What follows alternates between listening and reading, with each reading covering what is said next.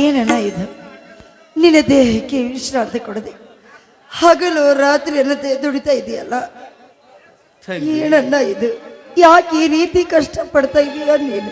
ಅಳಬೇಡಮ್ಮ, ಅಳಬೇಡ. ಬೆಟ್ಟಕ್ಕೆ ಕೈ ಕೊಟ್ಟು ನಿಲ್ಲುವ ನನ್ನ ತಂಗಿ ತಮ್ಮಂದಿರಿರುವವರೆಗೂ ನನಗೇನಮ್ಮ, ನನ್ನ ಆರೋಗ್ಯಕ್ಕೇನು? ಅಣ್ಣ, ಅಗ್ನಿ ಮಾವ ನಿನಗೆ ಅದಂತ ಕಠಿಣ ಕೆಲಸ ಕೊಟ್ರು, ಅದನ್ನ ನಿಷ್ಠೆಯಿಂದ ಮಾಡ್ತೀಯಲ್ಲಣ್ಣ ನೀನು. ತಂಗಿ, ಒಗ್ಗಟ್ಟಿನಲ್ಲಿ ಬಲವಿದೆ ತಂಗಿ, ಬಲವಿದೆ. ಆ ವಿಶ್ವಾಗ್ನಿ ಶ್ರೀಮಂತರು ಎಂತ ಕಠಿಣ ಕೆಲಸ ಕೊಟ್ಟರು ಅದನ್ನು ಸುಲಭವಾಗಿ ಮಾಡುತ್ತೇನಮ್ಮ, ಸುಲಭವಾಗಿ ಮಾಡುತ್ತೇನೆ. ಯಾಕಂದರೆ ನನ್ನ ತಂಗಿ ತಮ್ಮಂದರ ನನ್ನ ದೇಹದಲ್ಲಿ ಉಸಿರಿರುವವರೆಗೂ ಎಂತ ಕೆಲಸವಾದರೂ ಮಾಡುತ್ತೇನಮ್ಮ, ಎಂತ ಕೆಲಸವಾದರೂ ಮಾಡುತ್ತೇನೆ. ಅಣ್ಣ ಇರ್ಲಿ ಬೇಡ, ಹೊಟ್ಟೆ ತುಂಬ ಹಸ್ತಿರ್ಬೇಕು ನಿನಗೆ ಅಂತ ಒಂದು ತಣ್ಣ ತರ್ತೇನೆ, ಊಟ ಮಾಡೋತ್ತೆ ಅಣ್ಣ, ಊಟ ಮಾಡೋತ್ತೆ. ಒಂದು ನಿಮಿಷ ಇರೋಣ.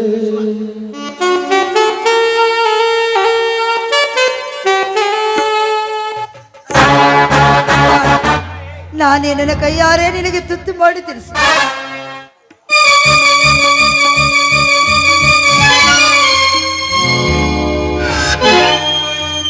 ಲಕ್ಷ್ಮಿ, ಬೀದಿ ಭಿಕಾರಿಗಳಿಗೆ ಮುಷ್ಟಾನ್ನ ಭೋಜನ ಮಾಡಿಸ್ತಿರ್ಬೇಡ, ಎಷ್ಟು ಸೊಕ್ಕು ನಿನಗೆ? ವಿಶ್ವ, ನಾಲ್ಗೆ ಬಿಗಿ ಹಿಡಿದು ಮಾತಾಡು. ನಮ್ಮಣ್ಣ ಬೀದಿ ಭಿಕಾರಿ ಅಲ್ಲ, ಈ ಮನೆಗೆ ತಂಗಿಯನ್ನ ಕೊಟ್ಟ ಬೀಗರು ಅವರು. ಬೀಗರು ತಿನ್ನಲು ಗೊತ್ತು ಇಲ್ಲದ ಇವನು ನಮ್ಮ ಬೀಗನೇ ಅಣ್ಣ? ಕೇಳಿದೆಯಾ ಇವಳ ಸೊಕ್ಕಿನ ಮಾತನ್ನು? ಲಕ್ಷ್ಮಿ, ಈ ಮನೆಯಲ್ಲಿ ಯಾರು ಎಲ್ಲಿರಬೇಕು ಅಲ್ಲಿ ಇದ್ದರೆ ಮಾತ್ರ ಚೆನ್ನ. ಸುಮ್ಮನೆ ಊಟದ ತಟ್ಟೆಯನ್ನು ಒಳಗೆ ತೆಗೆದುಕೊಂಡು ನಡೆ. ಹೌದಮ್ಮ, ಶ್ರೀಮಂತರು ಹೇಳುವುದು ಸತ್ಯವಿದೆ ಅಮ್ಮ, ಸತ್ಯವಿದೆ. ನನ್ನ ಬಗ್ಗೆ ನೀನು ಚಿಂತೆ ಮಾಡಬೇಡಮ್ಮ, ಮಾಡಬೇಡ. ನಾನು ಈ ಮನೆ ಶ್ರೀಮಂತರೇ. ಅಣ್ಣ ಅದೇನೇ ಇರ್ಲಿ ಅಣ್ಣ, ಅದೇನೇ ಇರ್ಲಿ ಅಣ್ಣ, ಹಸಿದ ಹೊಟ್ಟೆಯಿಂದ ಹಾಗೆ ಇರುವೆ ಅಣ್ಣ. ನೋಡೋಣ, ಯಾರೇನಂದ್ರೂ ಚಿಂತೆ ಇಲ್ಲ. ನಿನಗೆ ನಾನೇ ನನ್ನ ಕೈಯಾರೆ ತುತ್ತು ಮಾಡಿ ತಿನ್ನಿಸಿವೆ. ಬಾರಣ್ಣ, ಹತ್ತಿರ ಬಾ ಅಣ್ಣ.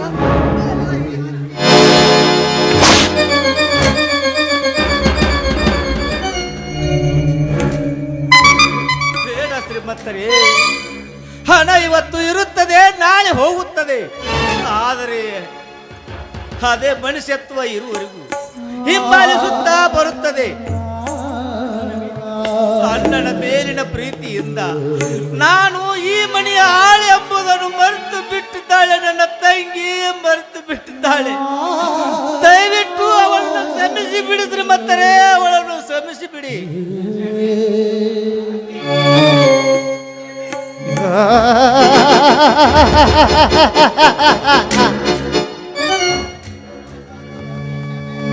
ಕ್ಷಮೆ? ಈ ಅಗ್ನಿ ಅರಮನೆಯಲ್ಲಿ ಕ್ಷಮೆಗೆ ಬೆಲೆ ಇಲ್ಲ. ಇಸ್ವ, ಮೊದಲು 4 ಬಾರಿಸು ಬುದ್ಧಿ ಬರಲಿ ಆ ಮಗನಿಗೆ.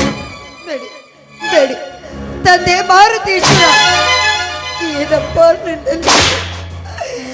ನಮ್ಮ ಅಣ್ಣನಿಗೆ ಯಾಕಪ್ಪ ಈ ರೀತಿ ಚಿತ್ರಹಿಂಸೆ ಕೊಡ್ತಾ ಇದೆಯಾ? ತಂದೆ ಮಾರುತೇಶ್ವರ, ನಮ್ಮವರು ಬಡವರಾಗಿ ಹುಟ್ಟಿದ್ದು ತಪ್ಪೆ, ಹುಟ್ಟಿದ ಮೇಲೆ ಬದುಕುವುದು ತಪ್ಪೆ. ಅಗ್ನಿ ಮಾವ, ದಯವಿಟ್ಟು ದಯವಿಟ್ಟು ನಮ್ಮ ಅಣ್ಣನನ್ನು ಹೊಡೆಯಬೇಡಿ. ನೋಡಿ, ಬೇಕಾದ್ರೆ ನಿಮ್ಮ ಕಾಲು ಹಿಡಿದು ಬೇಡಿಕೊಳ್ತೀನಿ, ನಮ್ಮ ಅಣ್ಣನನ್ನು ಹೊಡೆಯಬೇಡಿ ಮಾವ.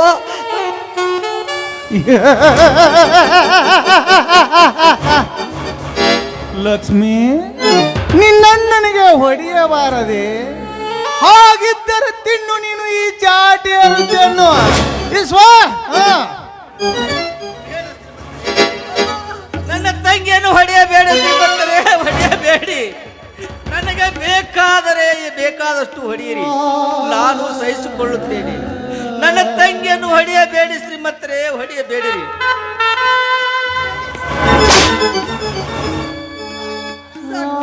ಅಣ್ಣ, ಬಂಧಿಸು ಈ ಬಡಕುಣ್ಣಿಯನ್ನು.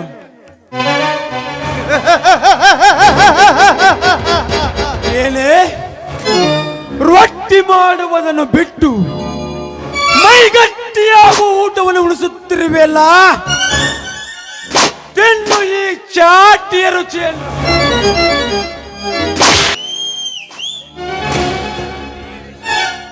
ಲೇವಿಸುವ ನನ್ನ ತಂಗಿಯ ಮೇಲೆ ಕೈ ಮಾಡುತ್ತಿರುವಲ್ಲ, ಎಷ್ಟು ಸಲ್ಸಲೇ ಮಗನೇ ನಿನಗೆ? ಈ ಸಮಯದಲ್ಲಿ ನಾನಿರುವ ಬದಲು ನನ್ನ ತಮ್ಮ ಮಧು ಇದ್ದಿದ್ದರೆ ಇಷ್ಟೊತ್ತಿಗೆ ನಿನ್ನನ್ನು ಜೀವಂತ ಸಿಹಿ ಹಾಕಿ ಬಿಡುತ್ತಿದ್ದ.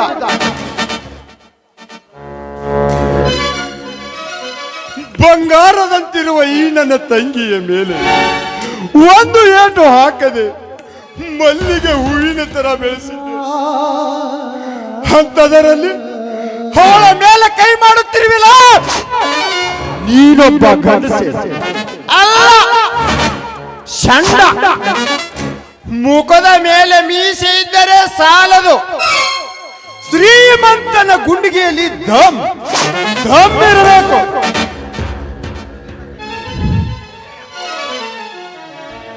ಅಳಬೇಡ ತಂಗಿ, ಅಳಬೇಡ. ನನ್ನಿಂದ ನಿನಗೆಷ್ಟು ಕಷ್ಟ ಅಮ್ಮ, ನಿನಗೆಷ್ಟು ಕಷ್ಟ. ನಮ್ಮಂತ ನತ ದೃಷ್ಟಿಯ ತಂಗಿ ನೀನಾಗಿ ಹುಟ್ಟಬಾರದು ತಮ್ಮ. ಬೇಡಣ್ಣ, ದಯವಿಟ್ಟು ಆ ರೀತಿ ಹೇಳ್ಬೇಡಣ್ಣ, ಆ ರೀತಿ ಹೇಳ್ಬೇಡ ಅಣ್ಣ. ನಮಗೆ ಕಷ್ಟ ಬಂದಿತ್ತು ಅಂತ ನಾವು ದೃಢವಾಗಿರ್ಬೇಕಣ್ಣ, ದೃಢವಾಗಿರ್ಬೇಕು. ಅದಕ್ಕಾಗಿ ನಾವು ಅಂಜಿ ಬದುಕಬಾರ್ದಣ್ಣ, ಬದುಕಬಾರ್ದು ಅಣ್ಣ. ಅಣ್ಣ, ನೀವು ಹಣದಲ್ಲಿ ಶ್ರೀಮಂತರು ಇಲ್ಲದೆ ಇದ್ರು, ಪ್ರೀತಿ ವಾತ್ಸಲ್ಯ ಗುಣದಲ್ಲಿ ನೀವು ಶ್ರೀಮಂತರಣ್ಣ, ಶ್ರೀಮಂತರು ಅಣ್ಣ. ನಿಮ್ಮ ತಂಗಿಯಾಗಿ ನಾನು ಹುಟ್ಟಿರ್ಬೇಕಾದ್ರೆ ಪುಣ್ಯ ಮಾಡಿದಣ್ಣ. ಅಷ್ಟು ಸಾಕಣ್ಣ, ಅಷ್ಟು ಸಾಕು. ನಿನ್ನ ತಂಗಿಯಾಗಿ ನಾನು ಹುಟ್ಟಿದ್ದೀನಣ್ಣ, ನನಗೆ ಅಷ್ಟೇ ಸಾಕಣ್ಣ.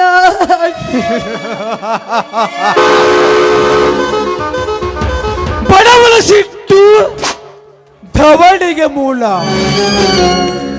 ಆದರೆ ನಮ್ಮಂತ ಅಲ್ಪ ಶ್ರೀಮಂತರ ಸಿಟ್ಟು ನಮಗೆದುರಾದ ಈ ವೈರಿಗಳ ರಕ್ತ ಸುರಿಸಲಿಕ್ಕೆ ಮೂಲ.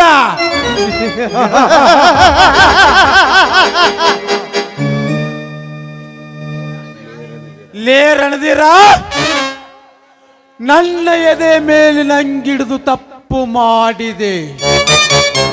ಮಾಡಿದ ತಪ್ಪಿಗೆ ಕ್ಷಮೆ ಕೇಳಿ ನಿನ್ನ ಜೀವ ಉಳಿಸಿಕೋ.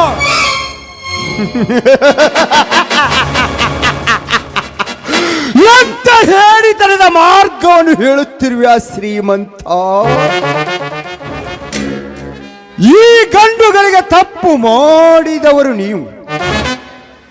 ಏನು ಅರಿಯದ ನನ್ನ ತಂಗಿಯ ಮೇಲೆ ಕೈ ಮಾಡಿದವರು ನೀವು. ನೀವು ನನ್ನ ಹತ್ತಿರ ಕ್ಷಮೆ ಕೇಳಬೇಕು ವಿನ ನನ್ನ ಜೀವ ಹೋದರೂ ಕ್ಷಮೆ ಕೇಳಲಾರೆ. ಏಕೆಂದರೆ ನನ್ನ ಸೂರ್ಯ ನನಗೆ ಸತ್ಯದ ಪಾಠವನ್ನೇ ಕಲಿಸಿರುವಿನ, ಸುಳ್ಳಿನ ಕಥೆಯನ್ನಲ್ಲ.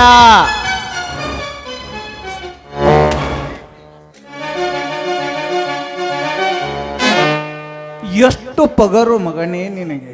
ನಮ್ಮ ಮನೆಗೆ ಬಂದು ನಮ್ಮ ಮೇಲೆ ಸವಾರಿ ಮಾಡುವೆಯ? ಅಗ್ನಿ, ಇವನು ರಣಧೀರ. ರಣರಂಗಕ್ಕೆ ಕಾಲಿಟ್ಟ ಮೇಲೆ ಮುಗೀತು. ಸಾವಿಗೆ ಹೆದರುವ ಭೂಪ ಇವನಲ್ಲ. ಲೇವಿಸುವ ನಿನ್ನ ಹಾಗೆ ಹೆಂಗಸರೊಡನೆ ಯುದ್ಧ ಮಾಡುವ ವಂಶಕ್ಕೆ ನಾನು ಹುಟ್ಟಿಲ್ಲ.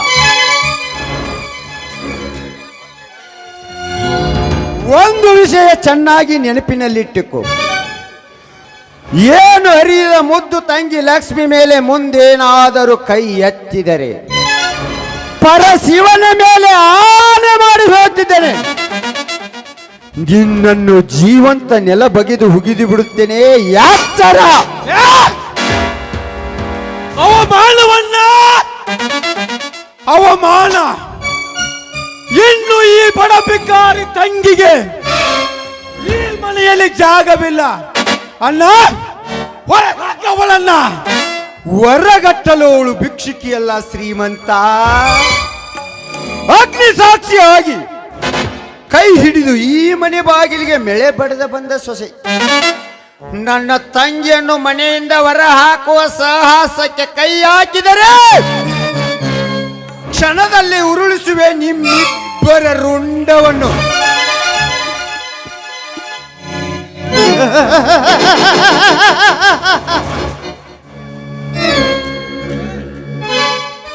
ಕೇಳಿದೆಯಾ ಸೂರ್ಯ ನಿನ್ನ ತಮ್ಮನ ಪೌರುಷದ ಮಾತು? ಸೂರ್ಯ, ನಿನ್ನ ತಂಗಿಯ ಬಾಳು ಈ ಮನೆಯಲ್ಲಿ ಚೆನ್ನಾಗಿರಬೇಕಾದರೆ ನನ್ನ ತಮ್ಮ ಈಶ್ವನಲ್ಲಿ ನಿನ್ನ ತಮ್ಮನಿಗೆ ಕ್ಷಮೆ ಕೇಳಲು ಹೇಳು. ಆಗಲಿ ಶ್ರೀಮಂತರೇ, ಆಗಲಿ. ರಣಧೀರ, ತಂದೆ ತಾಯಿಗಳಿಲ್ಲದ ನಮ್ಮ ಪ್ರೀತಿಯಿಂದ ತಂಗಿಯನ್ನು ಬೆಳೆಸಿದ್ದೇವೆ. ಬಂಗಾರದ ಗಿಳಿಯಂತೆ ಸಾಕಿದ ಈ ನಮ್ಮ ತಂಗಿಯ ಸಂಸಾರವು ನಿನ್ನ ಸಲುವಾಗಿ ಹಾಳಾಗುವುದು ಬೇಡ. ರಣಧೀರ, ನಮ್ಮ ತಂಗಿಯ ಸಂಸಾರ ಸರಿ ಹೋಗಬೇಕಾದರೆ ಶ್ರೀಮಂತರ ಹತ್ತಿರ ಕ್ಷಮೆ ಕೇಳಪ್ಪ, ಕ್ಷಮೆ ಕೇಳು, ಕ್ಷಮೆ ಕೇಳು. ಅಣ್ಣ ಅಣ್ಣ, ನಾನು ಕ್ಷಮೆ ಕೇಳುವುದೇ? ಮುಂದೆ ಮಾತನಾಡಿದರೆ ನನ್ನ ಆನೆಯಾಗಿದೆ.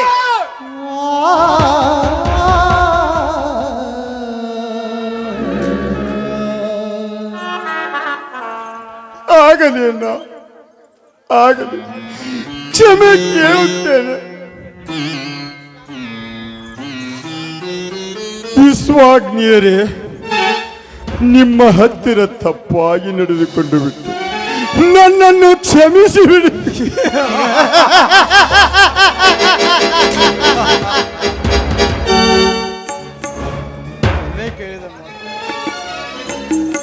ಕ್ಷಮೆ ಕೇಳಿದ ಮಾತ್ರಕ್ಕೆ ಮುಗಿತು ಎಂದುಕೊಳ್ಳಬೇಡ ಸೂರ್ಯ. ನಿನ್ನ ತಂಗಿಯ ಬಾಳು ಈ ಮನೆಯಲ್ಲಿ ನೆಮ್ಮದಿಯಾಗಿರಬೇಕಾದರೆ ಇನ್ನೊಂದು ಮಾತು ನೀನು ನಡೆಸಿಕೊಡಬೇಕು. ಅದೇನಂತ ಹೇಳಿರಿ ಶ್ರೀಮಂತರೇ. ನೋಡು ಸೂರ್ಯ, ಸುಖಕ್ಕಾಗಿ ಆದರೂ ನಾವು ಪ್ರಾಣವನ್ನಾದರೂ ಕೊಡುತ್ತೇವೆ. ಅದೇನಂತ ಹೇಳಿರಿ. ನೋಡು ಸೂರ್ಯ, ನಮ್ಮ ಮನೆಯಲ್ಲಿರುವ ಜ್ಯೋತಿಯನ್ನು ನಿನ್ನ ತಮ್ಮ ಮದನನಿಗೆ ಕೊಟ್ಟು ಈಗಿಂದೀಗಲೇ ಲಗ್ನ ಮಾಡಿಸಬೇಕು. ರಣಧೀರ, ಇದಕ್ಕೆ ನಿನ್ನ ಒಪ್ಪಿಗೆ ಏನಪ್ಪ? ಅಣ್ಣ, ನೀನು ನಮಗೆ ಅಣ್ಣ ಮಾತ್ರವಲ್ಲಣ್ಣ, ಅಣ್ಣ ಮಾತ್ರವಲ್ಲ, ತಂದೆಯ ಸಮಾನ. ನೀನು ಏನೇ ನಿರ್ಧಾರ ತೆಗೆದುಕೊಂಡರೂ ಅದಕ್ಕೆ ನಾನು ಬದ್ಧನಾಗಿರುತ್ತೇನೆ ಅಣ್ಣ, ಬದ್ಧನಾಗಿರುತ್ತೇನೆ. ಮಧು, ನನ್ನದೊಂದು ಮಾತು ನಡೆಸಿ ಕೊಡುವೇನಪ್ಪ? ಹೇಳಣ್ಣ, ನೀನು ಕಾಲಲ್ಲಿ ತೋರಿಸಿದರೆ ನಾನು ತಲೆ ಮೇಲೆ ಹೊತ್ತಾರು ನಡೆಸಿಕೊಡ್ತೇನೆ. ಹಾಗಾದರೆ ಇಂದು ಜ್ಯೋತಿಯ ಕೊರಳಿಗೆ ತಾಳಿ ಕಟ್ಟಬೇಕು ತಮ್ಮ, ತಾಳಿ ಕಟ್ಟಬೇಕು. ಆಗಲಿ ಅಣ್ಣ. ತಂದೆ ತಾಯಿ ಮುಖ ನೋಡದೆ ಬೆಳೆದಿರುವ ನನಗೆ ತಂದೆ ತಾಯಿ ಎಲ್ಲ ನೀನೇ ಅಣ್ಣ. ನೀನೇನೇ ಮಾಡಿದ್ರು ನನ್ನ ಒಳ್ಳೆಯದಕ್ಕೆ. ತಿಪ್ಪೆ ತಿಪ್ಪೆ, ಹೂವಿನ ಹಾರವನ್ನು ತೆಗೆದುಕೊಂಡು ಬಾ. ಬಂದನ್ರಿ ದೇವಣ್ಣವ್ರ. ಜೋತಕ್ಕ ತಗೋರಿ.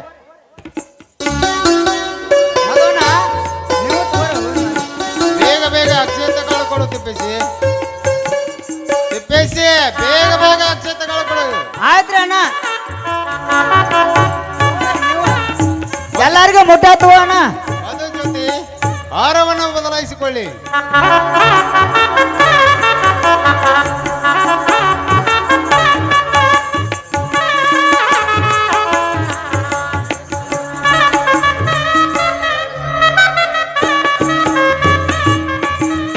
ಜೊತೆ ಅತ್ತಿಗೆ, ಇನ್ನು ಮುಂದೆ ನೀ ನನ್ನ ಅತ್ತಿಗೆ ಅಲ್ವೇನವ? ನೀನು ನಮ್ಮ ಅಣ್ಣನ ಹೆಸರು ಹೇಳ.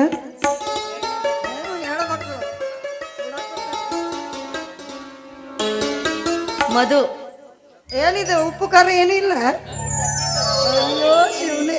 ಅಣ್ಣ ನೀನಾದ್ರೂ ಚಂದಾಗಿ ಉಪ್ಪು ಖಾರ ಸ್ವೀಟ್ ಹಾಕಿ ಹೇಳೋಣ. ಖಾರ ಉಪ್ಪು ಇಲ್ಲ ಜ್ಯೋತಿ.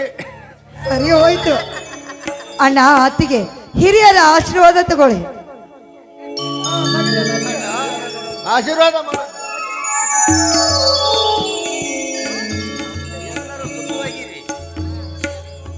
ಏನಪ್ಪಾ ಮಧುವಣ್ಣ, ಹನಿಮೂನಿಗೆ ಆ ಕಡೆ ಹೋಗ್ಬೇಕಂತ ಮಾಡಿದ್ರಿ? ತಲೆ ಹರಟೆ ಮಾಡದೆ ಒಳಗಡೆ ಹೋಗಿ ಊಟದ ವ್ಯವಸ್ಥೆ ಮಾಡು. ಅದಕ್ಕೆ ಯಾಕೆ ಚಿಂತೆ ಮಾಡ್ತೀರ? ನಾನಿವ ಬಟ್ಟ ಜಿಲೇಬಿ ಮಾಡ್ಯಾನ ಭರ್ಜರಿಯಾಗಿ. ನಡ್ರಿ ಎಲ್ಲರೂ ಕೂಡಿ ಊಟ ಮಾಡೋಣಂತ.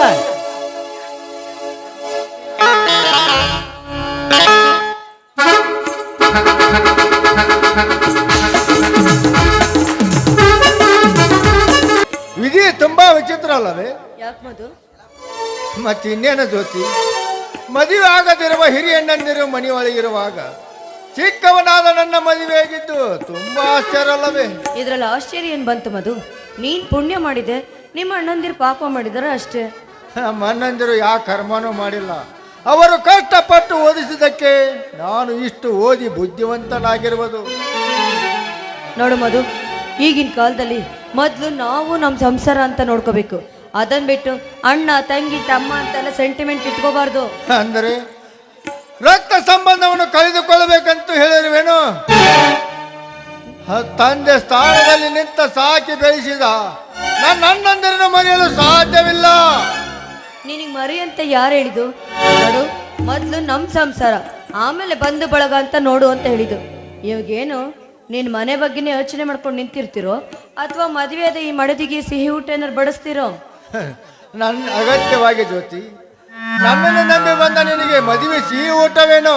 ದಿನಾಲು ಸಿಹಿ ಊಟವನ್ನೇ ಬಡಿಸುತ್ತೇನೆ. ನೋಡಿ, ಈ ನಿಮ್ಮ ಮಾತು ಕೇಳಿ ನನಗೆ ತುಂಬಾ ಸಂತೋಷ ಆಯಿತು. ಮಾತಿನಲ್ಲಿ ಹೊತ್ತು ಕಳೆಯದೆ ಬೇಡ ರಾಣಿ. ನಿನ್ನ ತುಟಿ ಎಂಜಿನಿಂದ ಒಂದು ಸಿಹಿ ಮುತ್ತು.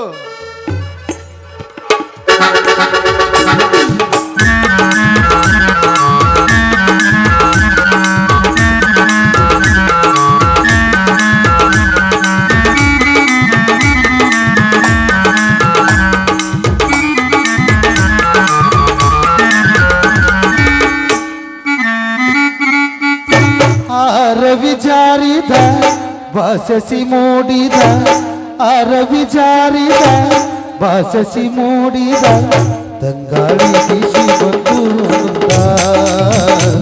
ಚಲ್ಲಾಡಿ ಹೋಯ್ತು ತುಂಬಿ ಆನಂದ. ರವಿ ಜಾರಿದ ಬಾಸಸಿ ಮೂಡಿದ, ರವಿ ಜಾರಿದ ಬಾಸಸಿ ಮೂಡಿದ, ತಂಗಾಳಿ ಬೀಸಿ ಬಂದು ಹೋಗದ ಚಲ್ಲಾಡಿ ಹೋಯ್ತು ತುಂಬಿ ಆನಂದ.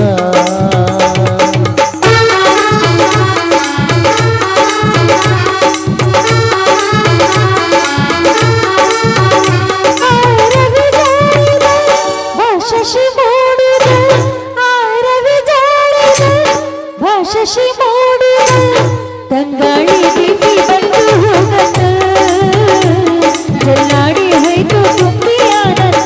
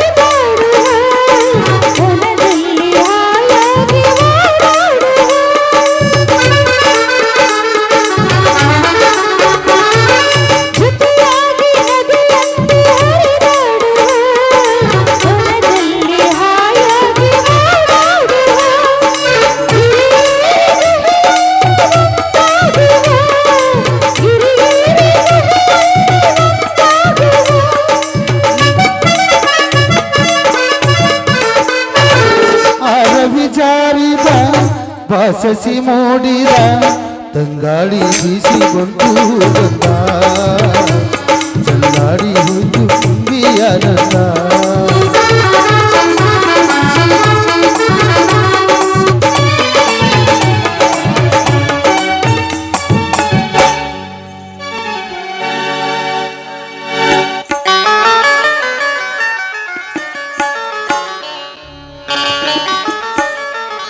ಲಕ್ಷ್ಮಿ, ಏಕೋ ಮೊದಲಿನಂತೆ ನಗು ನಗುತ್ತಾ ಇಲ್ವಲ್ಲ?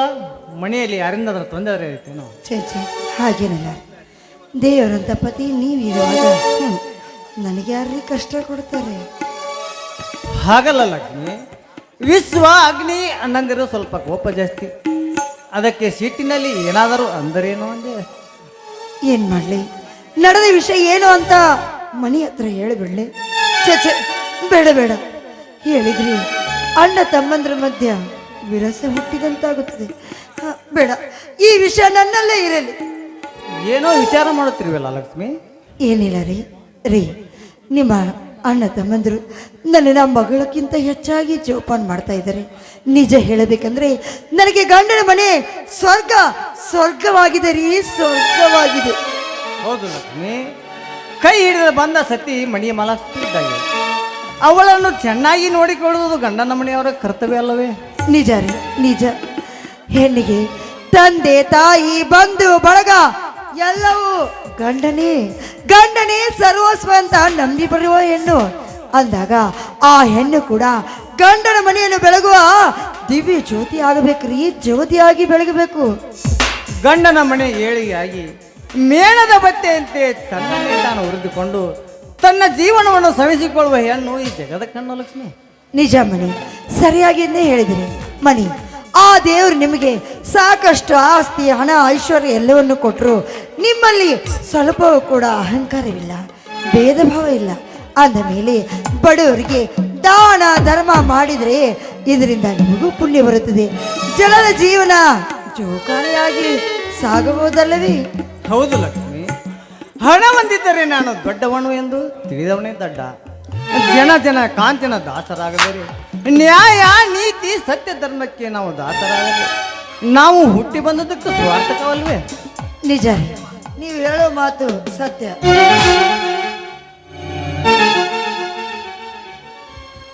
ಮಣಿ, ನಿಮ್ಮ ಅಣ್ಣ ವಿಶ್ವ ಕರೆಯುತ್ತಿದ್ದಾನೆ, ಬೇಗ ಮಿಲ್ಲಿನ ಕಡೆಗೆ ಹೋಗಬೇಕಂತ. ಲಕ್ಷ್ಮಿ, ನಾನು ಮಿಲ್ಲಿನ ಕಡೆಗೆ ಹೋಗಿ ಬರ್ತೇನೆ, ನೀನು ಮನೆ ಕಡೆ ನಡೆ. ಆಯ್ತು ರೀ, ಬೇಗನೆ ಬಂದ್ಬಿಡಿ. ಸರಿ.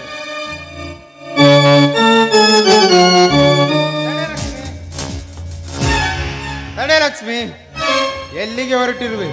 ಮನೆಗೆ ಹೋಗ್ತಾ ಇದ್ದೀನಿ, ದಾರಿ ಬಿಡಿ. ಮನೆಗೆ ಹೋಗಿ ಏನು ಮಾಡುವೆ? ಇದ್ದರೆ ಸ್ವಲ್ಪ ಜಂಟಿಯಾಗಬಹುದು. ಅಂದ್ರೆ ನಿನ್ನ ಮಾತಿನ ಅರ್ಥ? ಹುಚ್ಚಿ, ಅಷ್ಟು ತಿಳಿದಲ್ವೇ ನಿನಗೆ? ಮನೆಗೆ ಹೋಗಿ ಒಂಟಿಯಾಗಿ ಏನು ಮಾಡುವೆ? ಜಂಟಿಯಾದರೂ ಸಿಗಬಹುದು. ಅರೇ ಮಿಸ್ಟರ್, ನಾಲ್ಗೆ ಬಿಗಿ ಹಿಡಿದು ಮಾತಾಡಿ. ಈ ರೀತಿ ಮಾತಾಡೋದಕ್ಕೆ ನಾಚಿಕೆ ಆಗೋದಿಲ್ವೇನು ನಿಮ್ಮ ನಾಲ್ಗೆಗೆ? ನಾಚಿಕೆ ಲಕ್ಷ್ಮಿ, ಇರುವ ವಿಷಯವನ್ನು ನೇರವಾಗಿ ಹೇಳುವೇನು ಕೇಳು. ನೀನಾಗೆ ನನ್ನ ತೋಳ ತೆಕ್ಕೇಲಿ ಆಡಿ ನೆರೆಸಿದರೆ ಸರಿ, ಇಲ್ಲವಾದರೆ ಏನು ಮಾಡ್ತೀಯಾ? ನನ್ನನ್ನ ಹೆದರ್ಸ್ತೀನೋ? ಲೇ, ಈ ವಿಷಯ ಏನಾದ್ರೂ ನಮ್ಮ ಅಣ್ಣಂದ್ರಿಗೆ ಗೊತ್ತಾದ್ರೆ ಜೀವಂತವಾಗಿ ನಿನ್ನ ಸುಟ್ಟು ಹಾಕಿಬಿಡ್ತಾರೆ. ನಿಮ್ಮಣ್ಣಂದರ ಹೇಳುವ ವಿಷಯವನ್ನು ಕೇಳು. ಸಮಾಧಿಯ ಮಾಡೋಕ್ಕಿಂತ ಮೊದಲು ನಾನೊಂದು ವಿಷಯವನ್ನು ಹೇಳುವೆನು, ಕೇಳು. ಆಮೇಲೆ ನೀನು ಹೇಳಿದಂತೆ ನಿರ್ಧಾರ ಮಾಡು. ಮದುವೆಯಾಗಿ ಇನ್ನು 3 ದಿನವಾಗಿಲ್ಲ.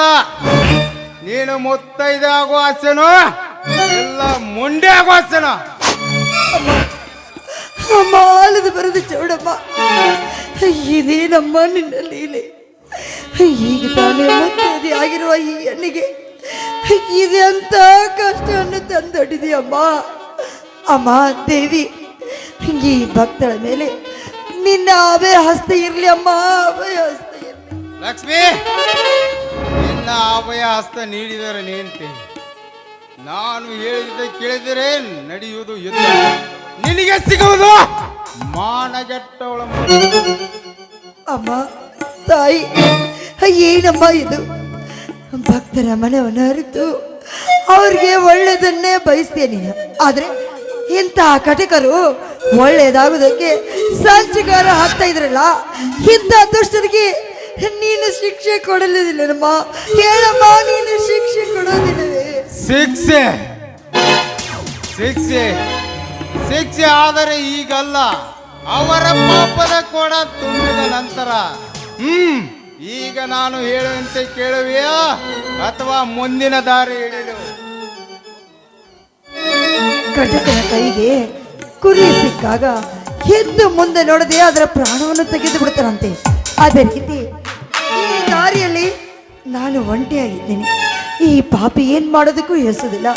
ಇವನು ಹೇಳಿದಂತೆ ಕೇಳಿ ಇಲ್ಲಿಂದ ತಪ್ಪಿಸ್ಕೊಂಡು ಹೋಗುವುದೇ ಒಳ್ಳೇದು. ಹೌದು, ಅದೇ ಒಳ್ಳೇದು, ಅದೇ ಒಳ್ಳೇದು. ಏನು ವಿಚಾರ ಮಾಡುತ್ತಿರುವೆ ಲಕ್ಷ್ಮಿ? ಏನಿಲ್ಲ, ನೀವು ಹೇಳಿದ ಮಾತಿಗೆ ನನಗೆ ಒಪ್ಪಿಗೆ ಇದೆ. ಹಾಗಾದರೆ ಶುರು ಮಾಡು ಸುಮಧುರ ಗಾಯನ.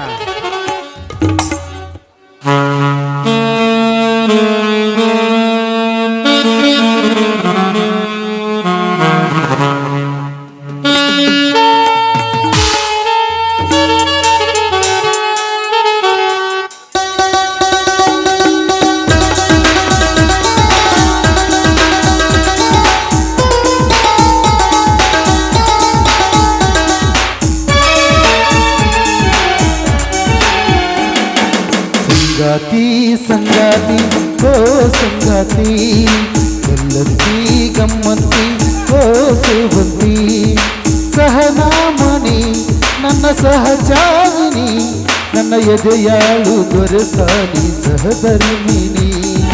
ಮರಗಳ ಒಳಗೆ ಸ್ವರಗಳ ಕೊಡುಗೆ, ಒಲವಿನ ಒಡವೆ ನೀಡಲು ಮಾಮನಿ. ಸಂಗಾತಿ ಸಂಗಾತಿ ಓ ಸಂಗಾತಿ, ಗಲ್ಲಂತಿ ಗಮ್ಮಂತಿ ಓ ಸೇವಂತಿ.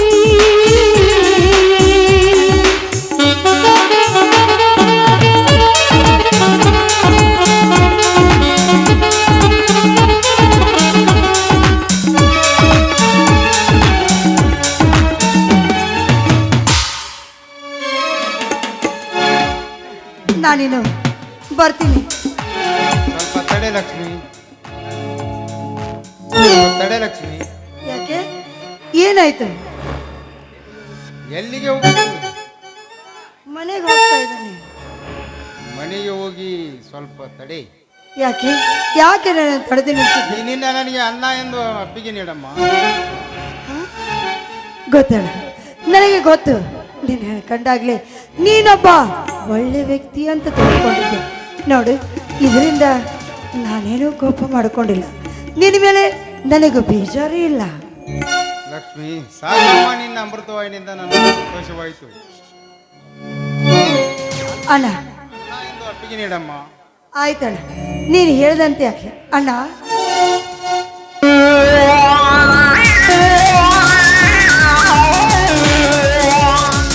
ಅಣ್ಣ, ಲಕ್ಷ್ಮಿ, ನೀನು ಮಣಿ ನಡಿಯಮ್ಮ. ನಾನು ಬರ್ತೀನಿ ಅಣ್ಣ.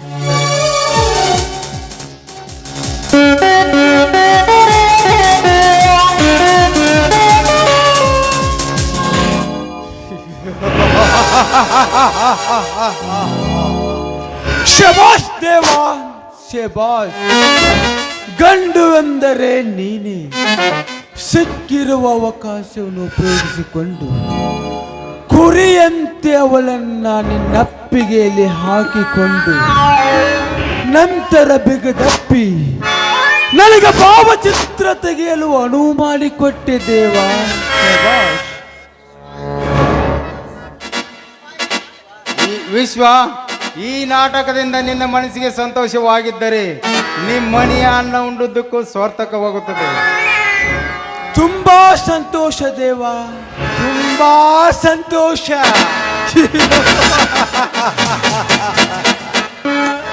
ಈ ಹಣ ತೆಗೆದುಕೋ, ಮಜಾ ಮಾಡು. ವಿಶ್ವ, ನಾನಿನ್ನು ಬರುತ್ತೇನೆ.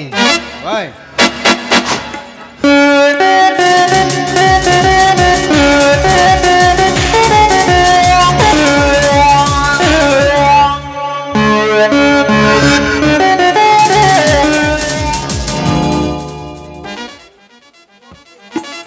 ಹೋಗು ದೇವ, ಹೋಗು.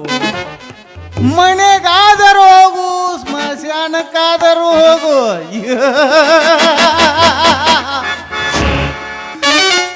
ಈಗ ನೀವು ಆಡಿರುವ ಅಣ್ಣ ತಂಗಿಯರ ಪಲ್ಲವಿಗೆ ನಾನು ಬರೆವೆ ಚರಣ. ಈಗ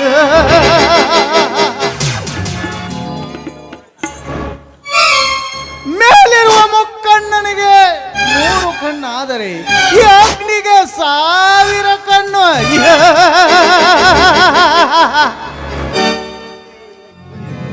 ಅಂತೆ ಈ ಜೋಡಿ ಹಕ್ಕಿಗಳ ರೆಕ್ಕೆ ನನ್ನ ತಮ್ಮ ಈಶ್ವರಲ್ಲಿ ಪಕ್ಕಾಗಿ ಬಿಡುತ್ತವೆ.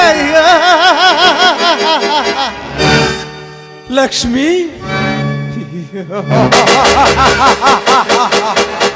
ತೋರಿಸು ನನಗೆ ವಿಶ್ವಾಸೋಲಿಲ್ಲದ ಸರದಾರನೆ. ನಿಮ್ಮಿಬ್ಬರ ಅಂತರಾಳದಲ್ಲಿ ನೀವು ಅಣ್ಣ ತಂಗಿಯರು, ಆದರೆ ಇದೇ ಸಮಾಜದ ದೃಷ್ಟಿಯಲ್ಲಿ ಆ ಲಕ್ಷ್ಮಿ ಒಬ್ಬಳು ನಡೆತಗೆಟ್ಟ ಹೆಣ್ಣು. ಕಾರಣ ನಾನು ಸೆರೆ ಹಿಡಿದ ಕ್ಯಾಮ್ರಾದಲ್ಲಿ ಅಡಗಿರುವ ನಿಮ್ಮಿಬ್ಬರ ಭಾವಚಿತ್ರ.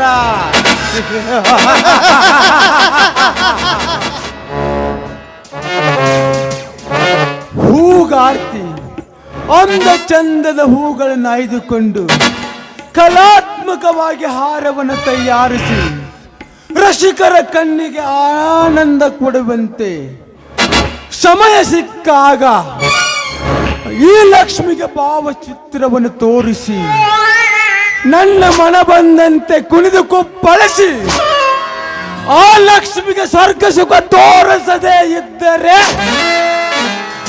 ನಾನು ಈ ಅಗ್ನಿ ರಾಜ್ಯನ ತಮ್ಮ ವಿಶ್ವನೇ ಅಲ್ಲ.